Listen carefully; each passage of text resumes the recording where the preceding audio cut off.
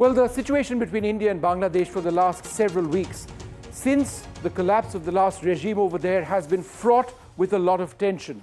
The big story now is whether India and Bangladesh can set this relationship right. India's Foreign Secretary was in Dhaka today. Let's listen in to what he had to say. Today's discussions have given both of us the opportunity to take stock of our relations, and I appreciate the opportunity today to have had a frank, candid, and constructive exchange of views with all my interlocutors. I emphasized that India desires a positive, constructive, and mutually beneficial relationship with Bangladesh. We have always seen in the past, and we continue to see in the future, this relationship as a people-centric and people-oriented relationship, one that has the benefit of all the people as its central motivational force. This is reflected on a daily basis in the development projects that have been executed on the ground in Bangladesh and that continue to be developed. It is also reflected in the mutually beneficial engagement we have on a whole set of issues ranging from trade, commerce, connectivity, power, water and energy, and development cooperation, consular cooperation and cultural cooperation. There is no reason why this mutually beneficial cooperation should not continue to deliver in the interests of both our peoples. And to that end, therefore, I have underlined today India's desire to work closely with the interim government of Bangladesh authorities. At the same time, we also had the opportunity to discuss certain recent developments and issues, and I conveyed our concerns, including those related to the safety and welfare of minorities. We also discussed some regrettable incidents of attacks on cultural, religious, and diplomatic properties. All right, so important points mentioned by the Foreign Secretary. Will they really make a difference now? Will India and Bangladesh work together more closely? Joining us, Rumin Farhana, former Member of Parliament in Bangladesh, Mohammed Kamruzaman, a journalist at the Turkish TRT World, also watching the entire situation, Prabhu Dayal, former Joint Secretary SAARC, former Ambassador to the Government of India. Ambassador Dayal, let me come to you first. It's one of the most important visits by an Indian bureaucrat, the Foreign Secretary in this case. Do you believe that there is, as a result of this visit, a pause on what appeared to be a slumping relationship? Well, as you said, it was a very important visit. And this is because Bangladesh is not just a neighbor. It has been a great friend of India's. However, in recent months, after the ouster of Sheikh Hossain, the bilateral relationship has slumped. And one major cause of concern for us are the attacks on the religious minorities in Bangladesh, the Hindu community, the Buddhist community, the Christians, the Ahmadiyas, and so on and so forth. But in particular, the Hindu minority has been subjected to a lot of violence, and its places of worship have been desecrated and attacked. Some temples have been burnt. So there is a lot of concern in India on this account. Now, let me mention that when Muhammad Yunus had taken over as the chief advisor of the Bangladesh interim government, he had said that every Bangladesh citizen will have the right to freedom of religion, and that everybody would be able to practice their religion as they please. This, however, has not happened. So as our Foreign Secretary mentioned, there are great concerns in India on this, and we want the Bangladesh authorities to rectify the situation and bring the relationship back on track. Because as far as we are concerned, we want to close the relationship with Bangladesh. Ma'am, thank you very much for being with us.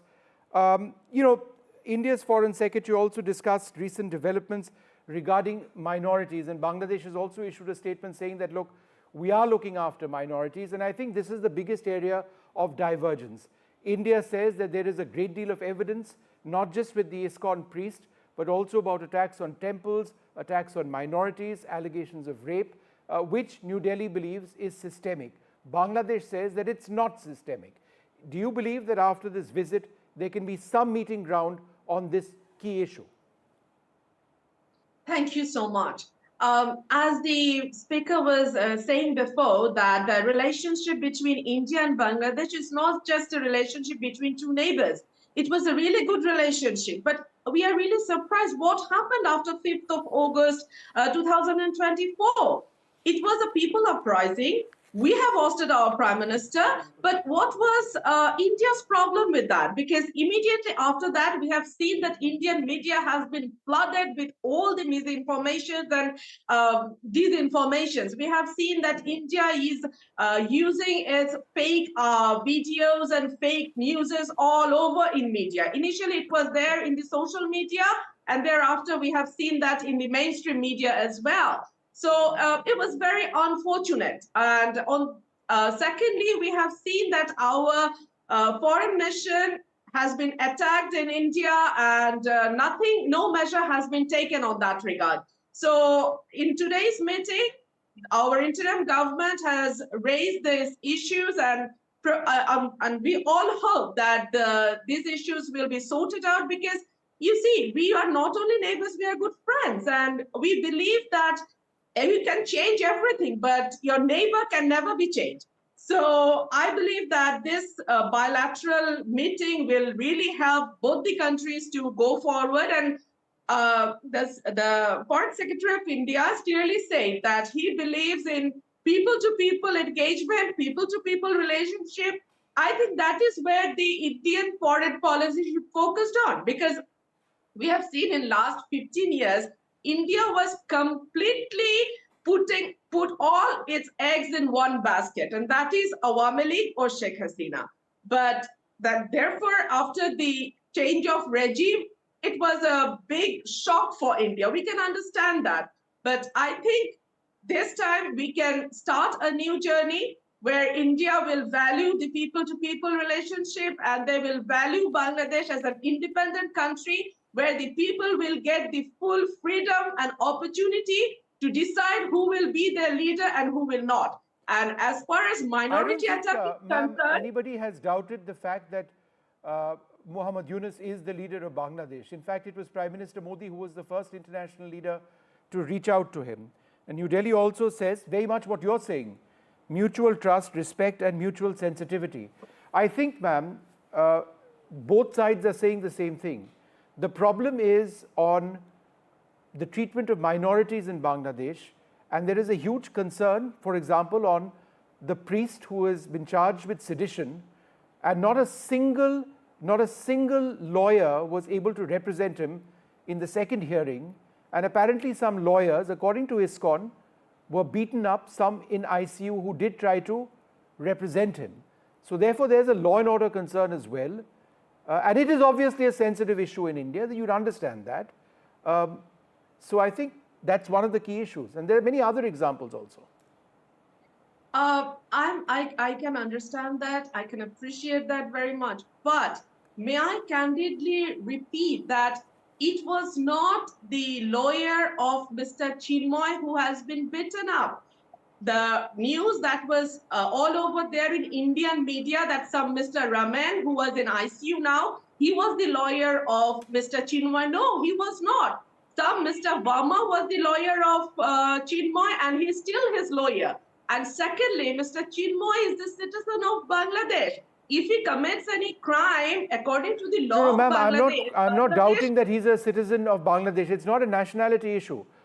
But the fact of the matter is, if there is a priest who doesn't get representation because no lawyer turned up in a hearing, which was then posted for the next month, right, almost a month later, then is that not problematic? You see, there can be thousands of reasons why a hearing can be posted for a month later. That doesn't necessarily mean that he doesn't get a lawyer. He got a lawyer. His name is something Verma. I just forgot his first name, but something There was Verma. no lawyer that represented him in the subsequent hearing, ma'am. Okay. But if a case has Isn't been that posted, shocking it to you? can be posted for thousands of reasons. Doesn't mean that it has been posted just because he's a Hindu priest or just because he's minority or he's not getting lawyer. That is not the only Okay, reason. fair enough. Let me just go across to Ambassador Dayal. Ambassador Dayal, is that response acceptable? Rumeen Farhana, respectable former member of parliament in Bangladesh, saying that, look, there could be several reasons why he was denied a lawyer. Is that at all an acceptable sort of response in your opinion?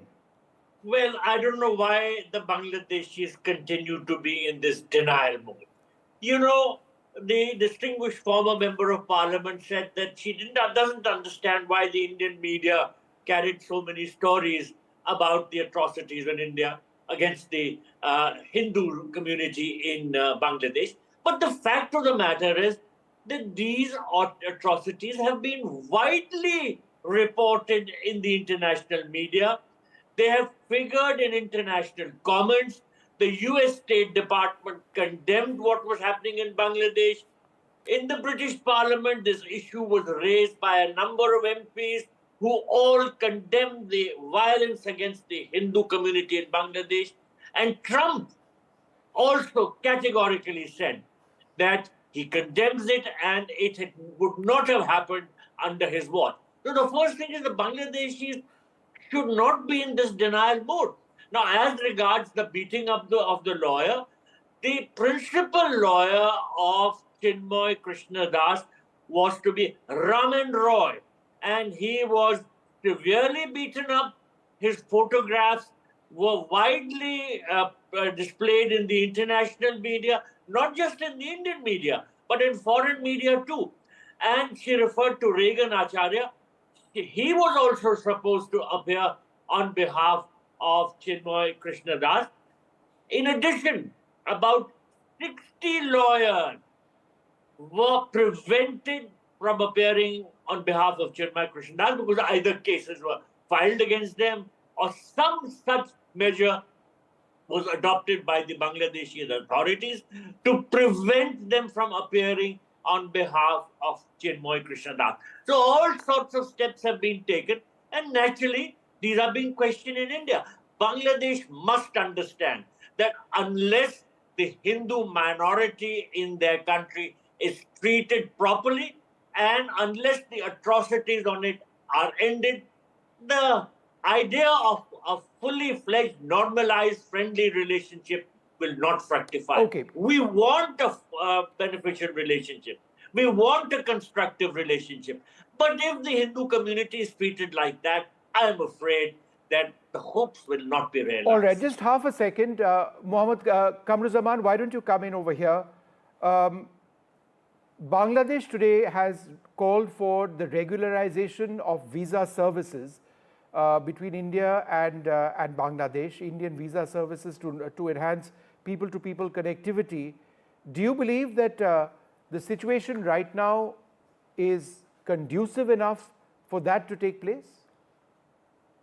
Thank you very much for having me. Actually, today I covered the whole visit on the ground as a journalist, and this is a matter that most of the journalists asked. Even after the briefing of Indian Foreign Secretary, there was another briefing at night by his Bangladeshi counterpart, Joshimuddin, and we asked him about this issue. Actually, the whole issue has been made very great due to the repeated reports by Indian media. Whole issue has been complicated, and Bangladeshi Foreign Secretary very straightforwardly today said that he informed Indian Foreign Secretary that Mr. Chinmoy Krishna Das or other issues of torturing on minorities, Hindus, that has been exaggerated by Indian media is the matter of internal affairs. There are many reports of vandalism of masjid in India, lynching Muslims in India. So Bangladesh never covered such issue this way, what India is now doing after the fall of Sheikh Hasina. So Bangladesh's Foreign Secretary very straightforwardly said that Bangladesh never accepts, especially after the change, that any foreign country will interfere in the internal issue of Bangladesh. But he also said that Bangladesh interim government chief invited foreign journalists to come here because Bangladesh want to be very transparent so that everything can be very clear before the world. But this should be stopped, according to the statement of Bangladesh's Foreign Secretary, and to develop the relationship between these two countries that have huge borders, cultural relationship, huge Bangladeshi people go for treatment in India. So the Bangladesh and India people-to-people connectivity is very much important for the mutual interest of both countries. So Bangladesh is also interested, and actually the real scenario is different that you are reporting, especially the Indian media. So the environment, of course, very conducive, and the visa service can be started. You know, Kamruzaman, I just disagree with that last point of yours. You know, there may be some parts of the media who have exaggerated the situation in Bangladesh. I have made no attempt of doing that. My channel has not made any attempt whatsoever at doing that. You know, Ambassador Prabhu Dayal also makes the point that Bangladesh is being watched around the world.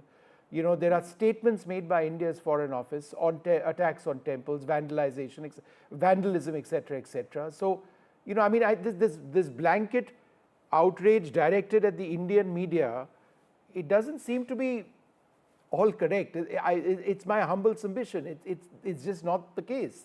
There have been attacks. There have been allegations of rape. There has been violence. There is video of that. There are temples which have apparently been vandalized as well. Even just look, the video that you are even using in this news, there is a video clip that was during the student movement. Some students here, female students, were beaten by some Chhatra League men. Even that has been used here, maybe mistakenly. So actually, what I want to say that it's very clear to the people of Bangladesh that there is full of misinformation and disinformation. Maybe some quarters intentionally reaching to you. That's why you are in confusion. So that's why actually, if you come to Bangladesh and you see, and many Hindu leaders even here said that the issue has been exaggerated, and that is going in the disfavor of the Bangladeshi people. So they also want a very favorable relationship between these two countries. I understand what you're saying. I'm running out of time, so I wanted to bring in my two guests. Ambassador Prabhu Dayal first, and then I'll go across to Rumin Farhana. Ambassador Dayal, he insists, as do many others in Bangladesh, that look, there's an exaggeration being built up in India on the situation in Bangladesh. How would you respond? There is no exaggeration whatsoever. Bangladesh must come out of this denial mode, and they must face the reality. And the stark reality is that the Hindu community in Bangladesh is being subjected to atrocities. It is being attacked violently. Its places of worship are being desecrated. Its homes are being attacked. And this is something that we are not saying. The world community is saying, the international press is saying, and it is the Bangladeshis who have to correct the situation. If they want to exist in this denial mode, then good luck to them, because this sort of thing will bounce back on them in a big way. We want to have a constructive and mutually beneficial relationship with our eastern neighbor, but it has to rectify its ways. In particular, it must treat the religious minorities properly and not commit atrocities against them, particularly against the Hindu minority. Rumin Farhana, you know, the larger relationship is so comprehensive. There's an economic relationship, there's a trade relationship. We have a long-standing problem with water sharing. These are issues that have to be resolved one way or the other. You know, and India has done so much. In today's statement, for example, the Foreign Secretary of the Government of India has pointed out connectivity, trade, power, energy, capacity building. This helps the people of Bangladesh. Do you not believe that these are all things we now need to focus on, both countries? Move beyond these issues, ensure there is peace, and get back to the business of development. That helps everyone. Absolutely, absolutely. We have so many areas to focus on. But before going to that point, let me clear you very loudly that number one, I never say then denying a lawyer to Mr. Chinmoy is the right thing, number one. Number two, he was not denied to get access to the lawyer because the name you just said, Raman Roy, he was never his lawyer. We have checked it with our fact checker, and it has been made absolutely clear that Raman Roy was never Mr. Chinmoy's lawyer, and whatever reason he was in ICU, that has nothing to do with his religion or nothing to do with this, Chinmoy issue. It has nothing to do with that. On the top of that, when this incident took place, Mr. Chinmoy was arrested. At that time, one Muslim lawyer was slaughtered. But we never raised his religious identity. We never said that a Muslim lawyer has been killed. Because in our eye, Mr. Chinmoy is also a citizen of Bangladesh. And that Mr. Saipul, who happens to be a Muslim, is also a citizen of Bangladesh. So that is a criminal offense, the murder, the killing of Mr. Saipul, as well as the offense committed by Mr. Chinmoy will be dealt with by the law of Bangladesh. All right. So Let's hope. I don't think that none of Let's them hope, has Rumeen been Farhana, that treated there is accordingly. justice in this case. I'm only interrupting you because I'm running short on time and I need to discuss Syria as well. But I'd like to thank all of you very much for joining us. I actually interpret these statements as being positive today. There are obvious differences, but I think both sides stating the need to work together is a step ahead considering where we were.